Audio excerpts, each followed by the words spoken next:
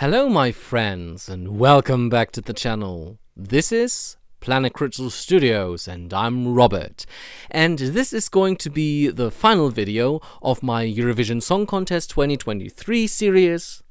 I don't know if it's a series, it's just like 4 videos, because the second semi-final video, I went through it so fast that I just had 34 minutes, and the first one was so long it almost had 1 hour. So I don't know, like I am recording with my phone, and my phone is only like at 44% right now, and I just have to wrap it up. So yeah, but this is going to be the video in which I am going to talk about the songs that are already in the grand final of the Eurovision Song Contest 2023, which is held in Liverpool, United Kingdom, because it can't be held in the Ukraine, who won last year, since there is still war going on. Which I haven't been addressing in the second semi-final video, but I did in the first, so it's fine.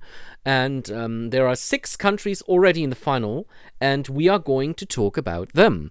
And this time I'm not pulling anything off my head, at least not yet. I'm going to do this after we talked about and discussed the 6 songs that are already in the final, which is the Big 5 and the host country in quotation marks, because UK took over, since they're the second place country. And I'm going to choose now which countries we are going to talk about, but I'm still showing you the little hearts because I made them for a reason. And I want to start with my own country now, which is Germany. And Germany in Eurovision is always a thing, because we can't seem to get right what Europe wants, okay? Like, we sit there and rack our brains for good Eurovision entries, and we just don't have them. And once we had one, and then the contest got cancelled. Thanks, COVID. So, anyways, this year's German entry, I have to fix my scarf, because it is the Eurovision scarf for this year, with the motto, with the slogan on it, United by Music, which I love. And this year's song from Germany comes from a rock or metal band, I don't know the genre really, called Lord of the Lost, and their song is called Blood and Glitter. And as someone who saw the German pre-selection, I was not a fan of the song. I didn't vote for it because I have a generally different taste in music, but I can appreciate that this band knows what they're doing. Like, they have opened for Iron Maiden in the past, so they know the business, and the song itself, I think, is a good Eurovision entry. If it's going to bring luck to Germany, that remains to be seen, but I personally think it is not a bad song. I think it is a serious contender for a good position in the final, which it's already in. So even if Germany was in the semi-final, and I think we Eurovision fans, we still fight for Big 5 also participating in semi-finals, so that only quality reaches the final, because sometimes the Big 5 countries, they don't really go for quality and are still in the final. Like, when you don't bring quality, why are you so hung up about being on the last place? Like, someone has to be placed last, and mostly it's Germany. So I know what I'm talking about. The thing is, I'm usually someone who says, okay, if Germany doesn't fare well, UK always fares better, even if it's just by 2 or 3 ranks. But it also happened that this didn't occur, so I was pretty pissed. I think that was in 2019. Yeah, it could be in 2019. But still, I think the German song, with its genre and its presentation, has a good chance for a good position, especially since there are countries who like this kind of music. Like, I can imagine Finland giving us points because they like our song, because they themselves have a knack for these kinds of songs. Like, I can seriously see that they say, oh right, Germany has a good song for once. This is what the most Germans say too. The thing is, if we receive no points at all and are on last place again, then we will all scream, okay, since we can't do anything right, we don't care anymore. Or we drop out. I hope they don't, because I love Eurovision and I want to live in a country that broadcasts Eurovision. So, the next country I'm talking about is Italy. Italy has hosted a magnificently nice contest last year, and I'm very thankful for it because, I don't know, I enjoyed the contest, especially since I couldn't watch the first two semifinals with my friends. This was actually planned. I wanted to watch the whole Eurovision with my friends. We wanted to spend the whole Eurovision week. And then, just a few days before Eurovision started, I came down with COVID. But we could watch the grand final together. That was fun. Because I like talking to people about what I think about my Eurovision songs. And Italy has a song this year. I have to check the title. It's called Due Vite. Or Due Vite. I can't speak Italian, I'm sorry. And it is a song. A lot of people who've heard it have claimed, "Oh, this sounds like a Disney song," and I was just like, "Okay, it does." Like, when you listen to it, it has this build-up quality to it, yeah. And it is a beautiful song. It is, of course, in Italian, which is always a plus. By the way, which I didn't mention about Germany, in the German pre-selection, there were even one or two songs in German. And one was the one that had to drop out because the singer got ill, and the other one was a song I'm so happy that didn't win because it was so bad. It would have been my toilet song if it would have been chosen. And of course, Italy likes its language. We all do. Like a little bit Italian is always, and it's a good thing that this is already in the final. And since Italy has gone up the hill so much in the recent years. Like, I can remember when they came back, they were, and now they are always very good on top, and I think this is justified. Like, they know how to do music, and I think this song is going to fare very well as well. I think, I'm talking first half of the table. Okay, like from the 1st to the 13th, somewhere there I could imagine Italy this year. I hope they will succeed. Now I want to talk about one song that I have put in because those two are in the green pool, okay? Even though I can't vote for my own country, and I could vote for Italy in the grand final, they are like, Germany I can't vote for, and Spain. Now I'm concentrating on Spain, which is Blanca Paloma with Ea Ea, which sounds like ja ja in German. So she found a way to say this without using the letter J. Spain. This year is on the, it only has 2 points, it's in the red pool, because this song is, it is unique. That's not the thing.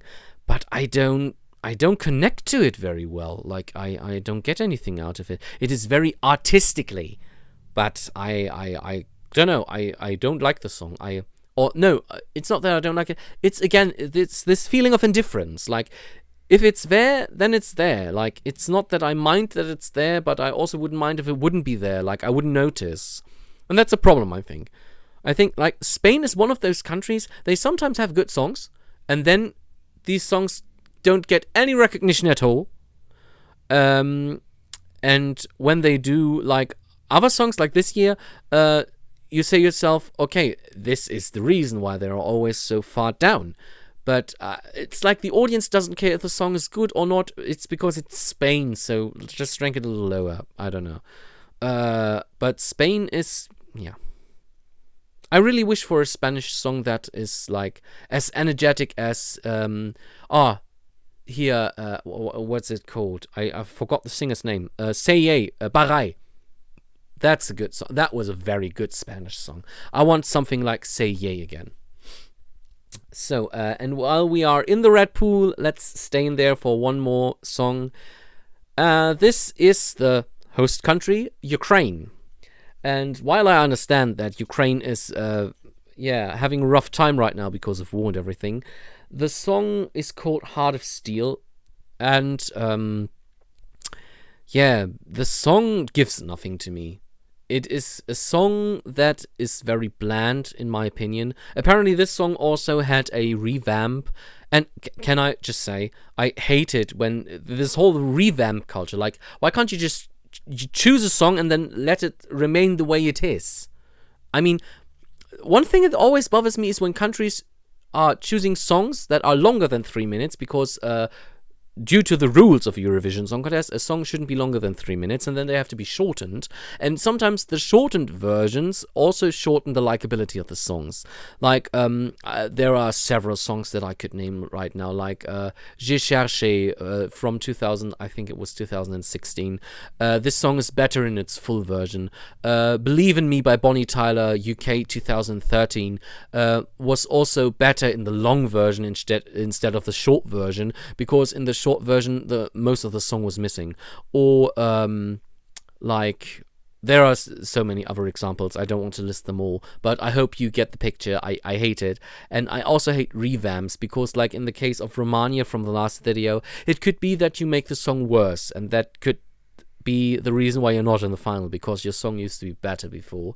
And I don't know how the song was before the revamp, prior to it, and I can't make out a difference, I think. And this is the song I'm not just indifferent about.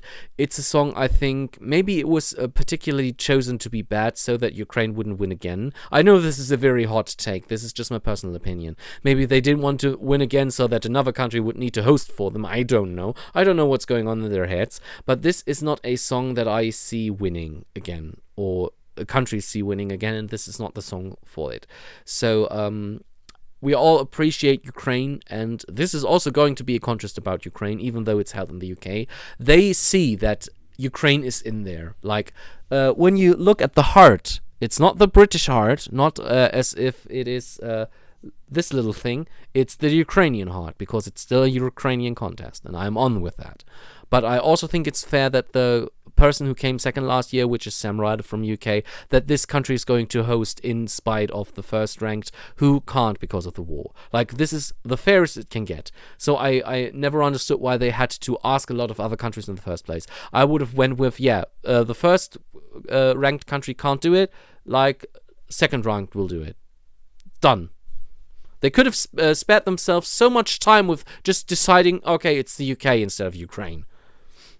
Also, there's this logo where there's written Ukraine, but the first two letters are in a different color to symbolize UK and Ukraine in the same word, which I think is pretty nice from a marketing standpoint. It looks good. Like, it has this inclusivity, this inclusiveness.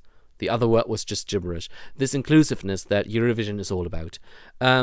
Now for the other host country, this sounds weird, the United Kingdom, my favorite country in the world, even though they did Brexit, those bastards, those filthy pigs. Sometimes I wish I could go and don't know, headbutt all those politicians who said Brexit was a good idea.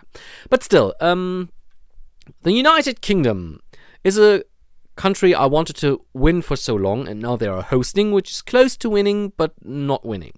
But still, I am very happy that they are hosting in Liverpool, and the song that they chose by May Mueller, and if she just had 2 dots about the U in her last name, she would be May Müller, which is a very common last name in Germany. And her song is called, guess what? I Wrote a Song. But this is not this is not the crap that Alexander Rybak did with That's How You Write a Song. She wrote the song about an ex-boyfriend who did her wrong, and instead of going and being a petty bitch in a bad way, she was a petty bitch in a good way and just wrote a song about how he did her wrong. These are the lyrics of a song. Like, she also wrote she could yell at them in front of her house for everyone to see, but instead of doing that, she wrote the song about all these feelings and let these feelings out in a way less toxic manner, I think. And this is a nice song. This is like a revenge breakup song, and I'm totally here for it. It has a nice energy. It has a nice vibe. I like the instrumental. I like her voice. And she also is a very unique personality. Like, what I've seen from her, she's a great gal. Like, I hope she scores many points for her country. Like, I want to see a UK host in their own right when winning Eurovision. Maybe not next year, because that would be very strenuous and expensive for a country that is struggling because of Brexit. But I want them to host their own contest while winning or after winning. So good luck to the UK, good luck to May Mueller, and good luck to I Wrote a Song. So, and the final song I'm going to discuss, La Grande Française, We are with France, or France, as many people sometimes say, but I prefer France because it's English but sounds more French than France. I don't know. France klingt like... Klingt. Das klingt wie Friends. It sounds like Friends. And it's not friends, it's France. I'm friends with France. And if you say this 10 times, you are totally confused verbally. So, the French song is called Évidemment. I hope I pronounced this right. By a singer that I don't know how to pronounce. I think her name is called Lazara. And this song, oh my god, it's in my top 3. And it is very rarely that France is in my top 3. Like, France had great songs before. I mentioned J'ai cherché prior. Évidemment is a song that is sung and given to us in such a classy manner. Like, Lazara is a very classy woman. She knows how to present herself. She has this... What do you think a very reputable French woman should present herself like? I don't know. I hope I don't sound like... I hope I do not sound old-fashioned, but she is the shit, really. Like, Lazara... Je t'aime. I don't know how to say it. This song itself, it has a great... It starts very epically with an epic instrumentation, and then there is this disco vibe in it, like a little bit funky, and her voice. And she sings French, okay? I'm melting. I don't speak French because it's too... difficult for me to speak, and I also don't really understand it, but it is a beautiful language. It has a nice flow, and I think Évidemment is a great Eurovision song. And this song also deserves top 10, if not top 5 of Eurovision. So people, vote for Lazara. Vote for Évidemment. This is the shit. Yeah. So, now I have talked about all the songs from Eurovision this year, and what I'm going to do now, I'm going to decide which 10 songs I'm going to vote for. Now, before any song has entered the grand final from the semis. Should I vote for Italy? I'm not sure. We will see. So, I have put all the songs that I really like in here. Most of them are the green pool. Maybe some of them are like 2 or 3 are the yellow pool. And now I'm going to pull out 10 that I'm going to vote for. And I hope I pull Austria because I want to vote for it. And I should do it in a manner that I can't look into the hat. So now you can look into the hat maybe. So the first song is Slovenia. I'm going to vote for Slovenia this year. That's a great start. I like the song Carpe Diem. This is a great song. I love it. I like to listen to it. So we've got Czechia. Yeah, that's also a great song. Like the color scheme. I really hope I pull out the UK and France because it matches the color scheme. Blue, red, white. And we've got Israel. We've got the unicorn. Those are 3. Like, I'm doing my own semi-final here. Yeah, that's great. I am also voting for the UK. Yes, this worked out great. Okay. Oh my god, I hope I pull out Austria. Like, the blue that is, the red that is not in the Israeli flag, I hope it's Austria. It is Moldova. Yeah, that's also a great song. I think it was in the yellow tier, but I can't remember correctly. I could just check my sheet. It was where was it?